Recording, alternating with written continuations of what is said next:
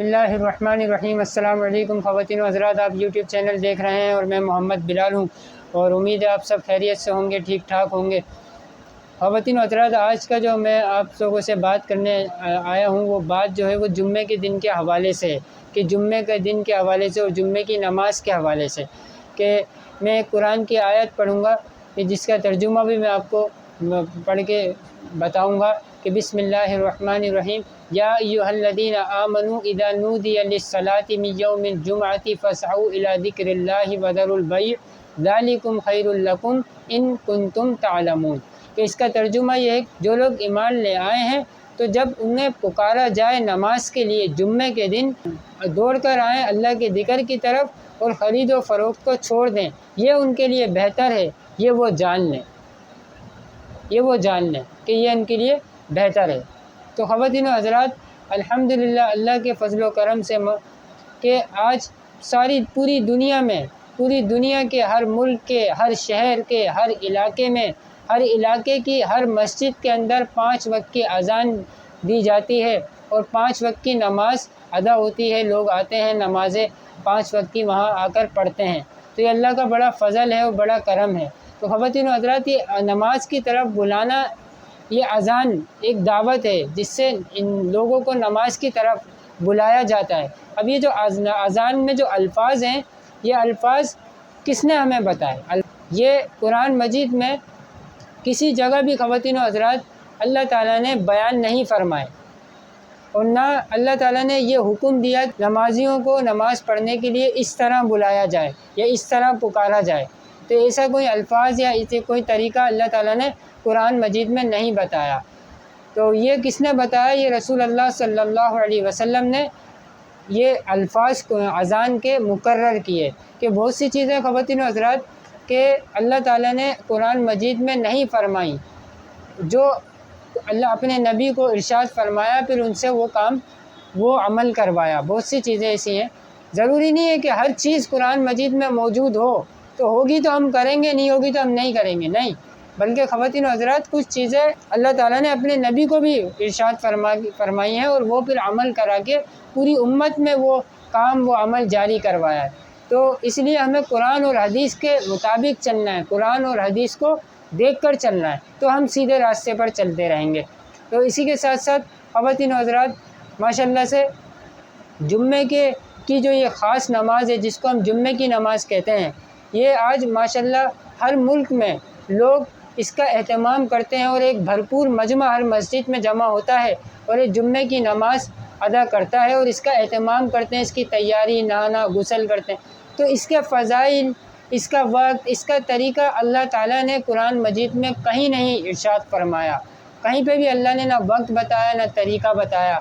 تو یہ کس نے ہمیں بتایا؟ یہ رسول اللہ صلی اللہ علیہ وسلم نے ہمیں اس کا وقت بھی بتایا، جمعے کی نماز کا طریقہ بتایا، اس کی فضیلت بتائی، اور جیسے ہمیں فرمایا کہ غسل کر کے جاؤ، نماز کا اہتمام کرو، صاف ستھرے کپڑے پہنو، خوشبو لگاؤ، تیل لگاؤ داڑھی میں، بالوں میں۔ تو یہ سب آپ صلی اللہ علیہ وسلم نے ہمیں بتایا۔ تو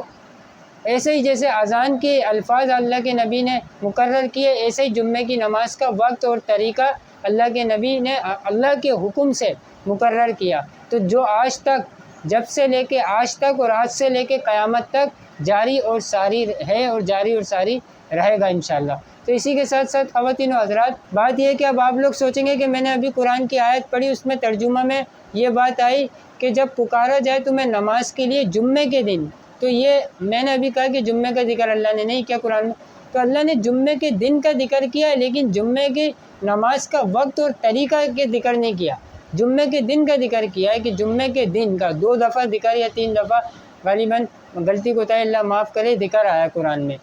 کہ خواتین و حضرات اس کا ذکر اللہ نے اس لیے کیا ہے کہ اس کی اہمیت کی شدت بڑھانے کے لیے اللہ تعالیٰ نے یہ جمعے کے دن کا جو ہے وہ ذکر کیا اور یہ آیت نازل فرمائی، تاکہ ہمارے دلوں کے اندر جمعے کی اہمیت آ جائے، جمعے کی نماز کی، جمعے کے دن کی اہمیت آ جائے۔ کیونکہ یہ دن جو ہے خواتین و حضرات، یہ عید کے دن کے مانند ہے۔ جیسے عید کی نماز میں خطبہ ہوتا ہے اور اس کے لیے سب صاف ستھرے نئے کپڑے پہن کے نہا دھو کر جاتے ہیں، ایسے ہی جمعے کے دن کے لیے بھی نہا دھو کے صاف ستھرے کپڑے پہن کے جمعے کی نماز پڑھنے جاتے ہیں، تو عید کا دن اور جمعہ کا دن ایک جیسا ہے۔ تو اسی کے ساتھ ساتھ خواتین و حضرات، جو شخص اس دلیل کے بعد بھی یہ کہتا ہے کہ بھائی شرعی احکامات صرف وہی ہیں جو قرآن مجید میں موجود ہیں، تو وہ دراصل سنت کا نہیں بلکہ وہ قرآن مجید کا منکر ہے، کیونکہ خواتین و حضرات وہ قرآن کو پڑھتا ہے، قرآن کو سمجھ نہیں رہا ہے، قرآن کو تو پڑھ رہا ہے اور قرآن کے جو حکم ہے ان کو دماغ میں ذہن میں رکھ رہا ہے، لیکن وہ سمجھ نہیں رہا ہے کہ قرآن ہمیں تعلیم کیا دے رہا ہے۔ قرآن میں کیا ہے کہ اپنے نبی رسول اللہ صلی اللہ علیہ وسلم کے طریقے پر زندگی کو گزارو، جو کہہ رہے ہیں، جو تمہارے نبی نے سمجھا رہے ہیں اس بات کو سمجھو، اور جس چیز سے منع کر رہے ہیں اس کام کو نہیں کرو، اور جس کام کے کرنے کو کہہ رہے ہیں اس کام کو کرو۔ تو یہ بات ابھی تک یہ شخص نہیں سمجھا، تو یہ سنت کا منکر تو ہونا بہت دور کی بات ہے، ابھی تو یہ قرآن کا ہی منکر ہو گیا ہے، تو جو اس دلیل کے بعد بھی بات نہیں سمجھے۔ تو اس لیے خواتین و حضرات، ہمیں قرآن اور حدیث کے مطابق زندگی کو گزارنا ہے تو ہم کامیاب ہیں۔ اللہ کے حکم کو حضرت محمد صلی اللہ علیہ وسلم کے طریقوں کے مطابق کریں گے تو وہ حکم بھی وہ عمل بھی قبول ہوگا، کامیابی بھی اللہ پاک ہمیں دیں گے انشاءاللہ۔ خواتین و حضرات، اگر ہم جیسے ٹرین اپنی پٹری پر چلتی ہے نا، ٹرین اپنی پٹری پر چل رہی ہے، تو ایسے ہی ہم قرآن اور حدیث کے مطابق چلیں گے تو ہم جو ہے سیدھے راستے پہ اپنی پٹری پہ چلیں گے۔ اگر ہم اس سے ہٹ گئے، قرآن اور حدیث سے ہٹ گئے یا حدیث کو چھوڑ دیا، قرآن پر آ گئے، قرآن کو چھوڑ دیا، حدیث پر آ گئے، تو پھر کیا ہوگا کہ ہم اپنی جو ہے لائن سے اتر جائیں گے، اپنی ٹریک سے اتر جائیں گے۔ تو جب ہم ٹریک سے اتریں گے نا تو دائیں بائیں سے بھیڑی آ کے ہمیں پکڑ لیں گے اور وہ ہمیں نقصان پہنچا دیں گے اور ہمیں کھا جائیں گے۔ کیونکہ ٹرین جہاں سے گزرتی ہے، خواتین و حضرات، وہاں کے دائیں بائیں کے علاقے اچھے علاقے نہیں ہوتے، وہاں کے شہر نہیں ہوتے جہاں سے ٹرین گزرتی ہے، بلکہ جھاڑیاں، جنگل، بیابان ہوتا ہے، تو وہاں پہ کتے، بھیڑیے موجود ہوتے ہیں۔ تو اگر ہم اپنی لائن سے اتر گئے تو پھر ہمیں بھیڑی آ کے پکڑ لیں گے۔ تو اس لیے ہمیں قرآن اور حدیث کے مطابق چلنا ہے تاکہ ہماری زندگی اچھی گزرے، دنیا بھی ہماری اچھی ہو اور ہماری آخرت بھی اچھی ہو۔ تو اسی کے ساتھ ساتھ خواتین و حضرات، میں آپ کو یہ بھی بتاؤں گا کہ رسول اللہ صلی اللہ علیہ وسلم نے ہجرت کے بعد جو اولین کام کیے ہیں اس میں ایک جمعے کی اقامت بھی ہے، یعنی ایک جمعے کی نماز بھی ہے کہ جو آپ صلی اللہ علیہ وسلم نے پڑھی کہ مکہ معظمہ کے بعد آپ مکہ معظمہ سے ہجرت کر کے ہمارے نبی حضرت محمد صلی اللہ علیہ وسلم قبا پہنچے۔ تو قبا پہنچے، وہاں 4 دن قیام فرمایا، پھر 5ویں روز جمعے کے دن مدینے کے لیے روانہ ہو گئے۔ پھر وہاں روانہ ہو گئے کہ راستے میں بنی سالم بن عوف کے مقام پر تھے کہ جمعے کی نماز کا ٹائم آ گیا،